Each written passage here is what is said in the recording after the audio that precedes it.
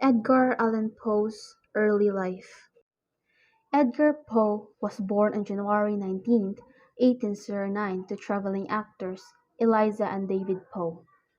When Edgar was a baby, David abandoned the family, leaving Eliza to support three young children.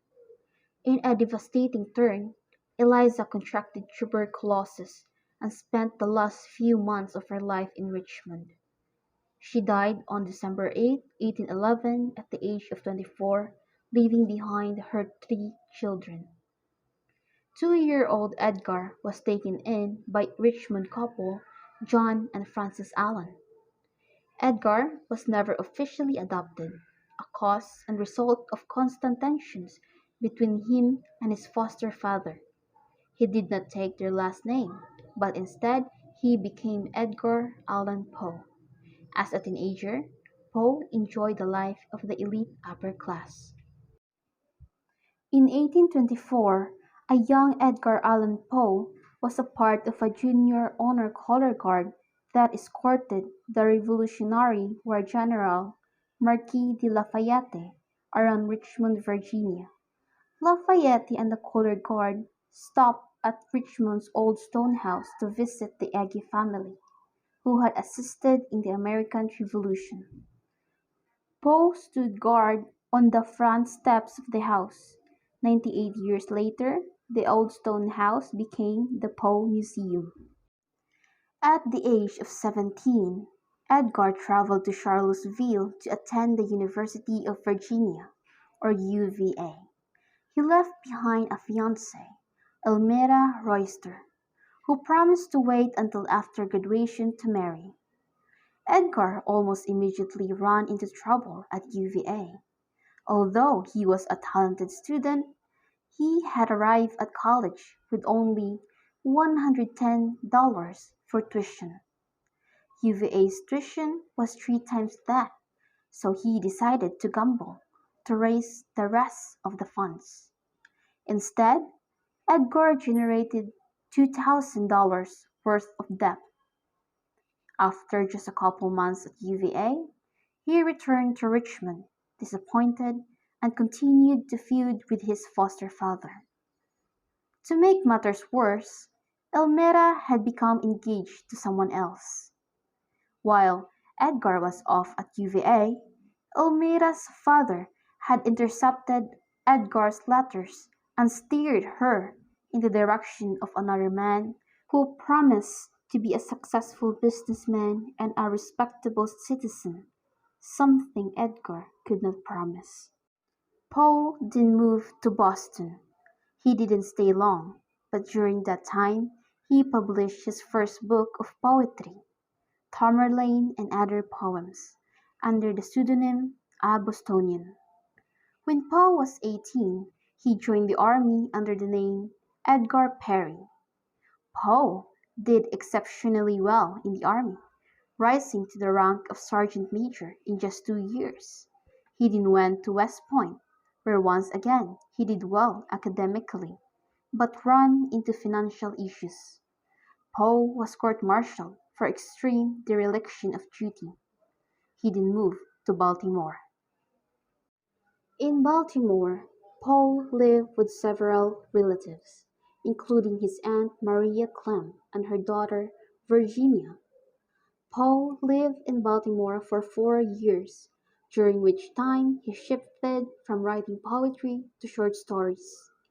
One publication that took special interest in him was the Southern Literary Messenger, based in Richmond, Virginia. Poe published Midsummer's which is considered his first horror story, and Berenice, which was so graphic and terrifying that the magazine received multiple complaints from readers. Editor Thomas White offered Poe a job on the staff of the Messenger. Poe agreed and moved back to Richmond. Edgar Allan Poe's literary career. Soon after Poe joined the Southern Literary Messenger, he and White began to have issues, the root of which perhaps came from Poe's drinking. Poe invited his aunt and cousin, Maria and Virginia to live with him in Richmond. 1 year later, Poe and Virginia then got married. She was 13, he was 27. This is an unlikely pairing, and there is much debate about the nature of their relationship. Poe often referred to Virginia as Sissy or sister, and Maria as Maddie or mother. Although many people today presume the relationship was familial, we ultimately will never know what happened in their marriage behind closed doors. Virginia and Maria had a stabilizing effect on Poe. He seemed to be more responsible and happier during the years when they were with him. Our friendship lasted in this manner for several years, during which my general temperament and character, through the instrumentality of the fiend intemperance, had, I blush to confess it, experienced a radical alteration for the worse. I grew, day by day, more moody, more irritable, more regardless of the feelings of others. I suffered myself to use intemperate language to my wife. At length I even offered her personal violence. My pets, of course, were made to feel the change in my disposition. I not only neglected, but ill used them. For Pluto, however, I still retained sufficient regard to restrain me from maltreating him, as I made no scruple of maltreating the rabbits, the monkey, or even the dog, when by accident or through affection they came in my way. But my disease grew upon me. For what disease is like alcohol? And at length even Pluto, who was now becoming old and consequently somewhat peevish, even Pluto began to experience the effect of my ill temper. The Murderers in the Rue Morgue is particularly important because it was the first modern detective story. Poe was the first to write about an eccentric genius who solved mysterious crimes. Sir Arthur Conan Doyle cites Poe's character, see Auguste Dupin, as the literary inspiration behind his character Sherlock Holmes. Poe was also an early pioneer of science fiction. Interestingly, the majority of his stories are comedies. Poe wrote in many genres, but his contribution to horror is what makes him famous today. Poe revolutionized the genre. He was one of the first to involve deep, intuitive, psychological horror. He often wrote stories where the true monster was the capacity for evil that is inside each person, and what happens when that evil is acted upon. Poe's most famous piece is "The Raven". Once published in the early months of 1845, this poem made him an overnight success. Before the publication, Poe was well known in literary circles, but because of "The Raven", Edgar Allan Poe became a household name. Although Poe only made around $15 from the publication of "The Raven", its international success created financial opportunities like taking on literary clients and giving lectures and recitations. Poe was the first American writer to live completely off his earnings from writing, but for most of Poe's adulthood he struggled to financially support himself and his family. Unfortunately, by this time his wife Virginia began exhibiting symptoms of tuberculosis. She was sick for several years and died in 1847 while the couple lived in New York. Virginia was 24 years old when she died. Poe never emotionally recovered from the death of his wife. It was evident that he relied on her for mental and emotional support. Poe began to drift back south towards the city of his childhood, Richmond. The death of Edgar Allan Poe. While in Richmond, Poe rekindled his childhood romance with Elmira Royster Shelton, who was then a wealthy widow. At the dismay of her children, she and Poe once again became engaged in 1849. Poe planned to move permanently to Richmond to be with Elmira.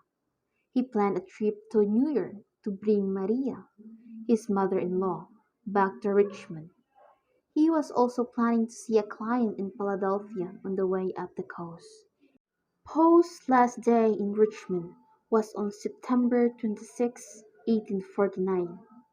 Elmira was worried about his health. After his bout of cholera, his health had been quite fragile. She encouraged Poe to visit his doctor, who is also a friend. Poe did, but it was primarily a social visit. He had a late meal at Sadler's Restaurant, and at 4 a.m. on September 27, 1849, Poe boarded a ship headed for Baltimore. From September 27 until October 3, there is no record of his whereabouts. On October 3, an election day, Poe was found delirious in a tavern called Gunner's Hall in Baltimore. He appeared drunk, wearing someone else's clothes, and was taken to Washington University Hospital.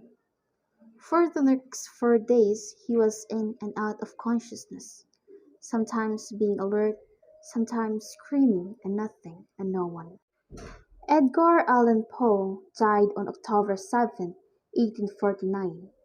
The doctor labeled his cause of death as "preinitis", inflammation of the brain, which was commonly used when the true cause of death was unknown. Because of these mysterious circumstances and the persona of Poe, there is much speculation about the true manner of his death. There are over 26 published theories on his demise so far. Poe's death, although untimely and unfortunate, was quite the fitting end for a writer who created stories of true horror and mystery. Even in death, Edgar Allan Poe created a mystery that would live on forever. The Black Cat by Edgar Allan Poe, published in 1845. For the most wild yet most homely narrative which I am about to pen, I neither expect nor solicit belief. Mad indeed would I be to expect it, in a case where my very senses reject their own evidence. Yet mad am I not, and very surely do I not dream. But tomorrow I die, and today I would unburden my soul. My immediate purpose is to place before the world, plainly, succinctly, and without comment, a series of mere household events. In their consequences, these events have terrified, have tortured, have destroyed me. Yet I will not attempt to expound them. To me, they have presented little but horror. To many, they will seem less terrible than baroques. Hereafter, perhaps, some intellect may be found which will reduce my phantasm to the commonplace. Some intellect more calm, more logical, and far less excitable than my own, which will perceive in the circumstances I detail with you nothing more than an ordinary succession of very natural causes and effects. From my infancy I was noted for the docility and humanity of my disposition. My tenderness of heart was even so conspicuous as to make me the jest of my companions. I was especially fond of animals, and was indulged by my parents with a great variety of pets. With these I spent most of my time, and never was so happy as when feeding and caressing them. This peculiarity of character grew with my growth, and in my manhood I derived from it one of my principal sources of pleasure. To those who have cherished an affection for a faithful and sagacious dog, I need hardly be at the trouble of explaining the nature or the intensity of the gratification thus derivable.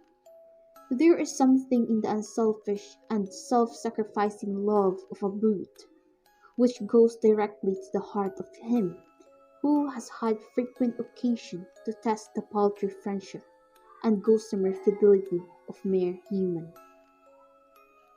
I married early and was happy to find in my wife a disposition not uncongenial with my own.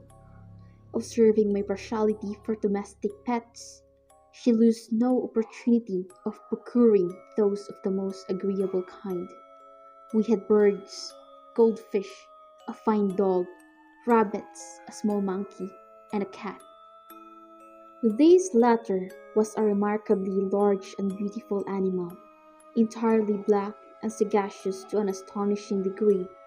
In speaking of his intelligence, my wife, who at heart was not a little tinctured with superstition, made frequent allusion to the ancient popular notion which regarded all black cats are witches in disguise.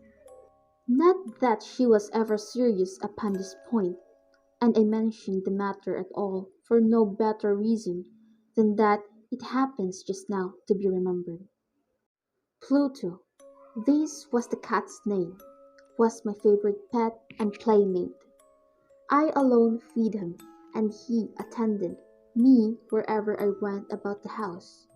It was even with difficulty that I could prevent him from following me through the streets. Our friendship lasted in this manner for several years, during which my general temperament and character, through the instrumentality of the fiend intemperance, had, I blush to confess it, experienced a radical alteration for the worse.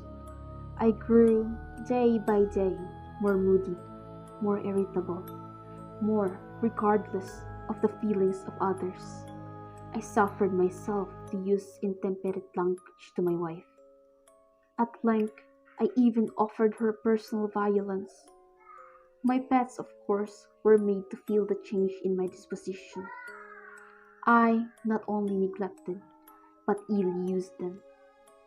For Pluto, however, I still retained sufficient regard to restrain me from maltreating him, as I made no scruple of maltreating the rabbits, the monkey, or even the dog, when by accident or through affection they came in my way. But my disease grew upon me. For what disease is like alcohol? And at length, even Pluto, who was now becoming old and consequently somewhat peevish, even Pluto began to experience the effect of my ill temper. One night, returning home, much intoxicated, from one of my haunts about town, I fancied that the cat avoided my presence. I seized him, when in his fright at my violence, he inflicted a slight wound upon my hand with his teeth. The fury of a demon instantly possessed me. I knew myself no longer.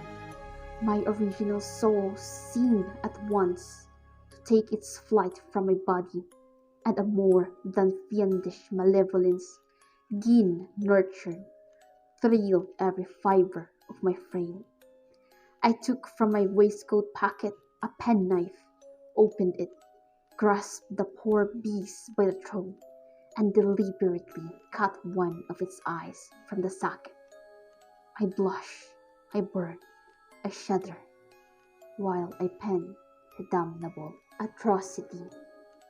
When reason returned with the morning, when I had slept off the fumes of the night debauch, I experienced a sentiment half of horror, half of remorse for the crime of which I had been guilty. But it was, at best, a feeble and equivocal feeling, and the soul remained untouched. I again plunged into excess, and soon drowned in wine all memory of the deed. In the meantime, the cat slowly recovered. The socket of the lost eye presented, it is true, a frightful appearance, but he no longer appeared to suffer any pain. He went about the house as usual, but as might be expected, fled in extreme terror at my approach. I had so much of my old heart left as to be at first grieved by this evident dislike on the part of a creature which had once so loved me. But this feeling soon gave place to irritation, and then came, as if to my final and irrevocable overthrow, the spirit of perverseness. Of this spirit philosophy takes no account, yet I am not more sure that my soul lives than I am that perverseness is one of the primitive impulses of the human heart, one of the indivisible primary faculties or sentiments which give direction to the character of man. Who has not 100 times found himself committing a vile or a silly action for no other reason than because he knows he should not? Have we not a perpetual inclination, in the teeth of our best judgment, to violate that which is law, merely because we understand it to be such? This spirit of perverseness, I say, came to my final overthrow. It was this unfathomable longing of the soul to vex the other. Who has not 100 times found himself committing a vile or a silly action for no other reason than because he knows he should not? Have we not a perpetual inclination, in the teeth of our best judgment, to violate that which is law, merely because we understand it to be such? This spirit of perverseness, I say, came to my final overthrow. It was this unfathomable longing of the soul to vex itself, to offer violence to its own nature, to do wrong for the wrong's sake only, that urged me to continue and finally to consummate the injury I had inflicted upon the unoffending brute. To vex itself, to offer violence to its own nature, to do wrong for the wrong's sake only, that urged me to continue and finally to consummate the injury I had inflicted upon the unoffending brute. One morning, in cold blood, I slipped a noose about its neck and hung it to the limb of a tree, hung it with the tears streaming from my eyes and with the bitterest remorse at my heart, hung it because I knew that it had loved me and because I felt it had given me no reason of offense, hung it because I knew that in so doing I was committing a sin, a deadly sin, that would so jeopardize my immortal soul as to place it, if such a thing were possible, even beyond the reach of the infinite mercy of the most merciful and terrible God. On the night of the day on which this cruel deed was done, I was aroused from sleep by the cry of fire. The curtains of my bed were in flames. The whole house was blazing. It was with great difficulty that my wife, a servant, and myself made our escape from the conflagration. The destruction was complete. My entire worldly wealth was swallowed up, and I resigned myself thenceforward to despair. I am above the weakness of seeking to establish a sequence of cause and effect between the disaster and the atrocity, but I am detailing a chain of facts and wish not to leave even a possible link imperfect. On the day succeeding the fire, I visited the ruins.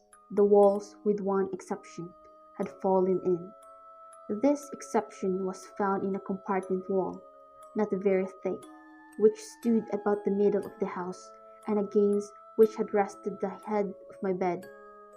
The plastering had here, in great measure, resisted the action of the fire, a fact which I attributed to its having been recently spread.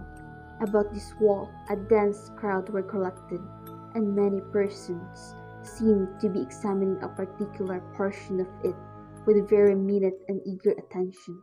The word strange, singular, and other similar expressions excited my curiosity. I approached and saw, as if graven in bas relief upon the white surface, the figure of a gigantic cat. The impression was given with an accuracy truly marvelous. There was a rope about the animal's neck. When I first beheld this apparition, for I could scarcely regard it as less, my wonder and my terror were extreme, but at length reflection came to my aid. The cat, I remembered, had been hung in a garden adjacent to the house. Upon the alarm of fire, this garden had been immediately filled by the crowd, by someone of whom the animal must have been caught from the tree and thrown through an open window into my chamber. This had probably been done with the view of arousing me from sleep. The falling of other walls had compressed the victim of my cruelty into the substance of the freshly spread plaster, the line of which, with the flames and ammonia of the carcass, hadn't accomplished the portraiture as I saw it. Although I thus readily accounted to my reason, if not altogether to my conscience, for the startling fact just detailed, it did not the less fail to make a deep impression upon my fancy. For months I could not rid myself of the phantasm of the cat, and during this period there came back into my spirit a half sentiment that seemed, but was not, remorse. I went so far as to regret the loss of the animal, and to look about me among the vile haunts which I now habitually, frequently, for another pet of the same species, and of somewhat similar appearance, with which to supply its place. One night, as I sat, half stupefied, in a den of more than infamy, my attention was suddenly drawn to some black object, reposing upon the head of one of the immense hogsheads of gin, or of rum, which constituted the chief furniture of the apartment. I had been looking steadily at the top of this hogshead for some minutes, and what now caused me my surprise was the fact that I had not sooner perceived the object thereupon. I approached it and touched it with my hand. It was a black cat, a very large one, fully as large as Pluto, and closely resembling him in every respect but one. Pluto had not a white hair upon any portion of his body, but this cat had a large, although indefinite splotch of white, covering nearly the whole region of the breast.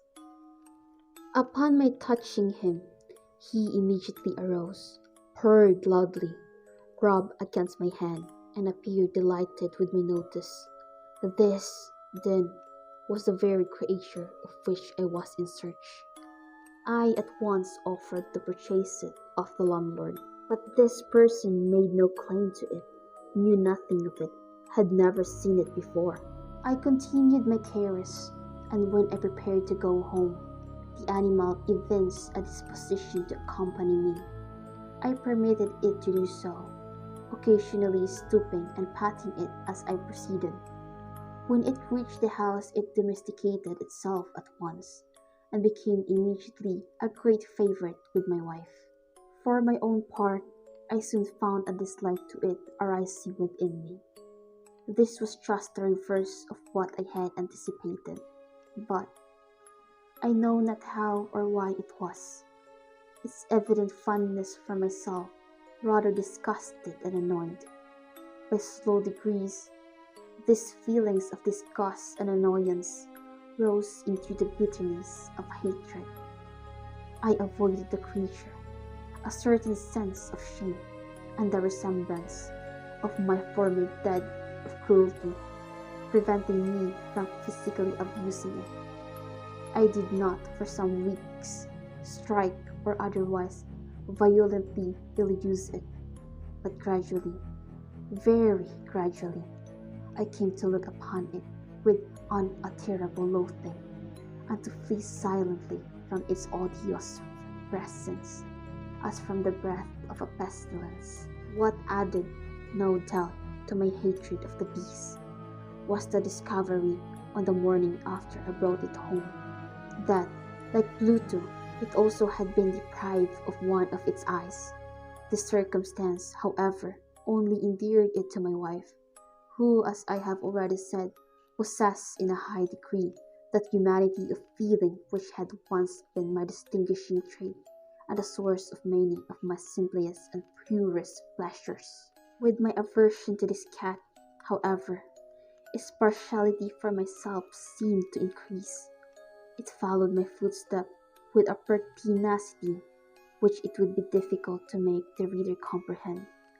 Whenever I sat, it would crouch beneath my chair, or spring upon my knees, covering me with its loathsome caresses. If I arose to walk, it would get between my feet, and thus merely throw me down, or fastening its long and sharp claws in my dress, clamber in this manner to my breast. At such times, although I longed to destroy it with a blow, I was yet withheld from so doing, partly by a memory of my former crime, but chiefly, let me confess it at once, my absolute dread of the beast. This dread was not exactly a dread of physical evil, and yet I should be at a loss how otherwise to define it. I am almost ashamed to own, yes, even in this felon's cell, I am almost ashamed to own, that the terror and horror with which the animal inspired me had been heightened by one of the merest chimeras it would be possible to conceive. My wife had already called my attention more than once to the character of the mark of white hair, of which I have spoken, and which constituted the sole visible difference between the strange beast and the one I had destroyed. The reader will remember that this mark, although large, had been originally very indefinite, but by slow degrees nearly imperceptible, and which for a long time my reason struggled to reject as fanciful, it had, at length, assumed a rigorous distinctness of outline. It was now the representation of an object that I shudder to name, and for this, above all, I loathed and dreaded, and would have rid myself of the monster had I dared. It was now, I say, the image of a hideous, of a ghastly thing, of the gallows. Oh, mournful and terrible engine of horror and of crime, of agony and of death. And now was I indeed wretched beyond the wretchedness of mere humanity, and a brute beast whose fellow I had contemptuously destroyed, a brute beast to work out for me, a man, fashioned in the image of the high God, so much of insufferable woe. Alas, neither by day nor by night knew I the blessing of rest any more. During the former, the creature left me no moment alone, and in the latter I started hourly from dreams of unutterable fear to find the hot breath of the thing upon my face, and its vast weight, an incarnate nightmare that I had no right to shake off, incumbent eternally upon my heart. Beneath the pressure of torments such as these, the feeble remnant of the good within me succumbed. Evil thoughts became my sole intimates, the darkest and most evil of thoughts. The moodiness of my usual temper increased to hatred of all things and of all mankind, while from the sudden, frequent, and ungovernable outburst of a fury to which I now blindly abandoned myself, my uncomplaining wife, alas, was the most usual and the most patient of sufferers. One day she accompanied me upon some household errand into the cellar of the old building which our poverty compelled us to inhabit. The cat followed me down the steep stairs and nearly throwing me headlong, exasperated me to madness. Uplifting an axe and forgetting in my wrath the childish dread which had hitherto stayed my hand, I aimed a blow at the animal, which of course would have proved instantly fatal had it descended as I wished. But this blow was arrested by the hand of my wife, goaded by the interference into a rage more than demoniac. I drew my arm from her grasp and buried the axe in her brain. She fell dead upon the spot without a groan. This hideous murder accomplished, I set myself forthwith, and with entire deliberation, to the task of concealing the body. I knew that I could not remove it from the house, either by day or by night, without the risk of being observed by the neighbors. Many projects entered my mind. At one period, I thought of cutting the corpse into minute fragments and destroying them by fire. At another, I resolved to dig a grave for it in the floor of the cellar. Again, I deliberated about casting it in the well in the yard, about packing it in a box, as if merchandise, with the usual arrangement, and so getting a porter to take it from the house. Finally, I hit upon what I considered a far better expedient than either of these. I determined to wall it up in the cellar, as the monks of the Middle Ages are recorded to have walled up their victims. For a purpose such as this, the cellar was well adapted. Its walls were loosely constructed and had lately been plastered throughout with a rough plaster, which the dampness of the atmosphere had prevented from hardening. Moreover, in one of the walls was a projection, caused by a false chimney or fireplace, that had been filled up and made to resemble the rest of the cellar. I made no doubt that I could readily displace the bricks at this point, insert the corpse, and wall the whole up as before, so that no eye could detect anything suspicious. And in this calculation I was not deceived. By means of a crowbar I easily dislodged the bricks, and having carefully deposited the body against the inner wall, I propped it in that position, while with little trouble I relaid the whole structure as it originally stood. Having procured mortar, sand, and hair with every possible precaution, I prepared a plaster which could not be distinguished from the old, and with this I very carefully went over the new brickwork. When I had finished, I felt satisfied that all was right. The wall did not present the slightest appearance of having been disturbed. The rubbish on the floor was picked up with the minutest care. I looked around triumphantly and said to myself, "Here at last, then my labor has not been in vain." My next step was to look for the beast which had been the cause of so much wretchedness, for I had at length firmly resolved to put it to death. Had I been able to meet with it at the moment, there could have been no doubt of its fate. But it appeared that the crafty animal had been alarmed at the violence of my previous anger, and forbore to present itself in my present mood. It is impossible to describe, or to imagine, the deep, the blissful sense of relief which the absence of the destined creature occasioned in my bosom. It did not make its appearance during the night, and thus for one night at least, since introduction into the house, I soundly and tranquilly slept. It did not make its appearance during the night, and thus for one night at least, since its introduction into the house, I soundly and tranquilly sleep, I sleep even with the burden of murder upon my soul. The second and third day passed, and still my tormentor came not. Once again I breathed as a free man. The monster, in terror, had fled the premises forever. I should behold it no more. My happiness was supreme.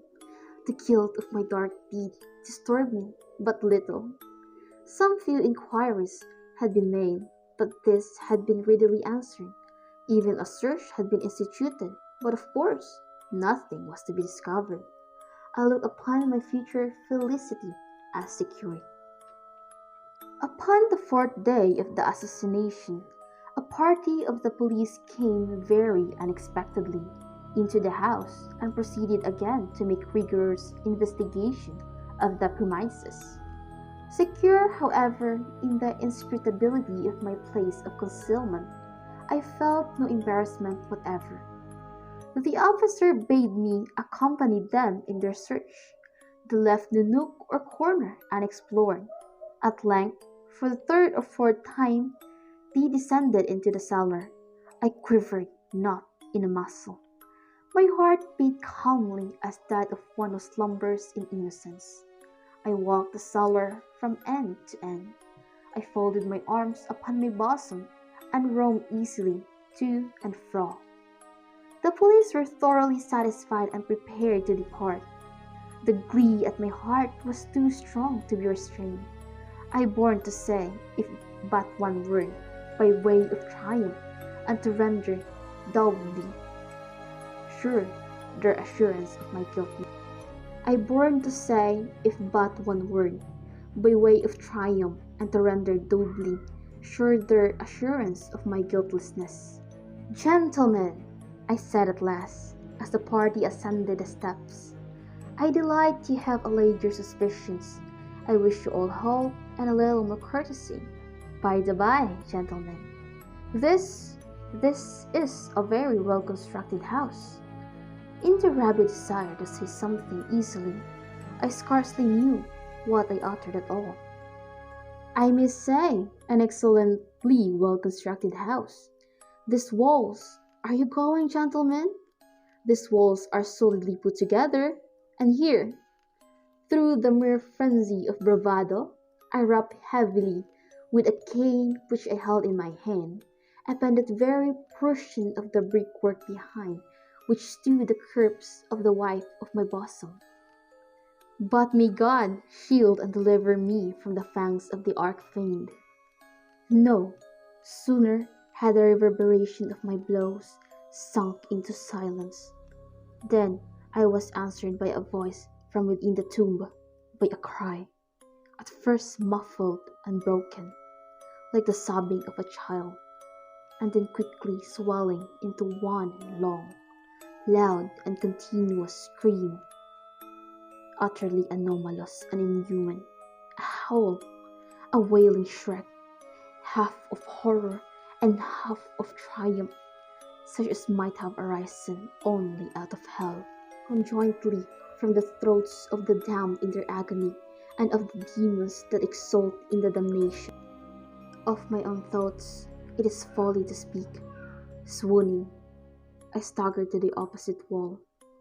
For one instant, the party upon the stairs remained motionless, through extremity of terror and of few. In the next, a dozen stout arms were toiling at the wall. It fell bodily.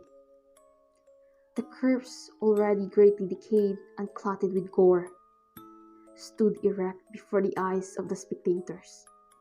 Upon its head, with red extended mouth and solitary eye of fire, sat the hideous beast whose craft had seduced me into murder, and whose informing voice had consigned me to the hangman. I had rolled the monster up within the tomb,